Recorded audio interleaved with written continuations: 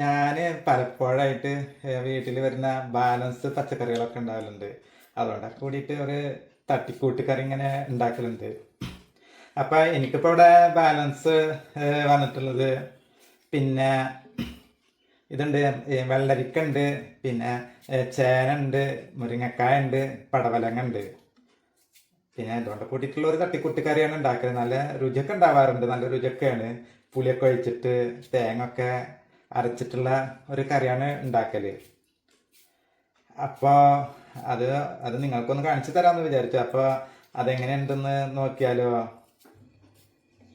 അപ്പോൾ ഇതാ ഇതാ ഈ ചേനയും പിന്നെ വെള്ളരിക്കയും മുരിങ്ങക്കായും ഒക്കെ ഒന്ന് മീഡിയം സൈസായിട്ടൊന്ന്, നന്ന ചെറുതല്ല എന്നാൽ വലുതല്ല, ആ രീതിയിൽ ഒന്ന് അരിഞ്ഞെടുക്കാം.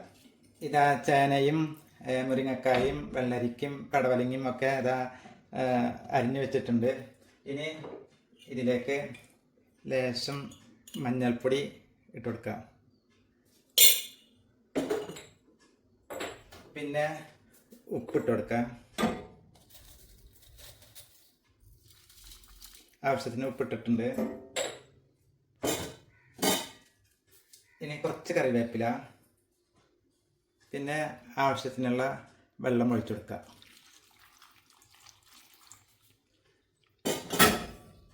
ഇനി നല്ലവണ്ണം മിക്സാക്കി ഇളക്കി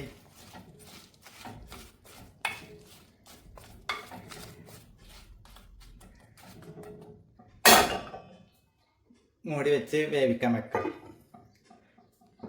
ഈ സമയം ഇത് ഒരു നാളികേരം അരച്ചെടുക്കാം. ഇതാ പച്ചമുളക് ഉണ്ട്, 4 ചെറിയുള്ളി ഉണ്ട്, 2 പച്ചമുളക്, 4 ചെറിയുള്ളി ഉണ്ട്, പിന്നെ അല്പം ഒരു അര ടീസ്പൂണ് ജീരകം, തേങ്ങ, പിന്നെ ഇതാ ഒരു 4 വറ്റൽമുളകുണ്ട്. ഇതെല്ലാം നല്ല മയത്തിൽ അരച്ചെടുത്ത് കൊണ്ടുവരാം. അപ്പോൾ ഇതാ കഷ്ണങ്ങളെല്ലാം ഇതാ തിളച്ച് വന്നിട്ടുണ്ട്. ഇപ്പോൾ നമുക്ക് എന്ത് ചെയ്യാം, ഇതിലേക്ക് പുളിവെള്ളം ഒഴിച്ചു കൊടുക്കാം. ഇത് വാടംപുളി പിഴിഞ്ഞിട്ടതാണ്. ഇതിലേക്ക് ഒഴിച്ചു കൊടുക്കാം. എന്നിട്ട് നല്ലവണ്ണം ഇളക്കി യോജിപ്പിച്ചിട്ട് മൂടി വെച്ച് വേവിക്കാൻ വെക്കാം. ഇതാ പുളിവെള്ളത്തിൽ കിടന്നിട്ട് കഷ്ണങ്ങളൊക്കെ വെന്ത് പാകമായി വന്നിട്ടുണ്ട്. എല്ലാ കഷ്ണങ്ങളും ഒരുമിച്ച് വെന്തിട്ടുണ്ട്. ഇപ്പോൾ ഇതിലേക്ക് നേരത്തെ അരച്ചെടുത്ത കൂട്ടുണ്ടല്ലോ, അത് ഒഴിച്ചെടുക്കാം.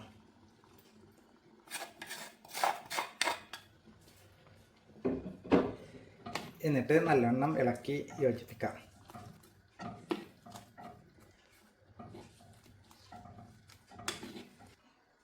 അതിനോട് കൂടെ ആ അരപ്പ് വെള്ളം ഒന്ന് ഒഴിച്ചെടുക്കാം.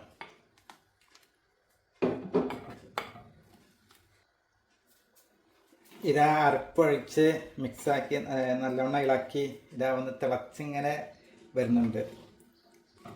ഇപ്പോൾ തീ ഓഫ് ചെയ്യാം.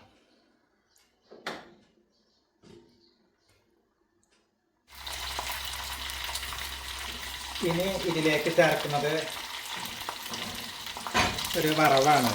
വറവ് എന്നാൽ കടുക്, വറ്റൽമുളക്, കറിവേപ്പില എന്നിവ കൊണ്ടുള്ളൊരു വറവാണ് ചേർക്കുന്നത്.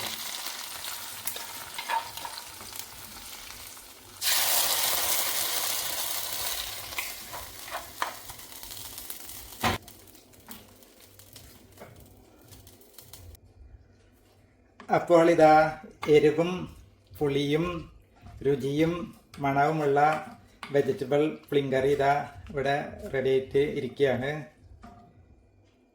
ഒന്ന് ടേസ്റ്റ് ചെയ്യാം.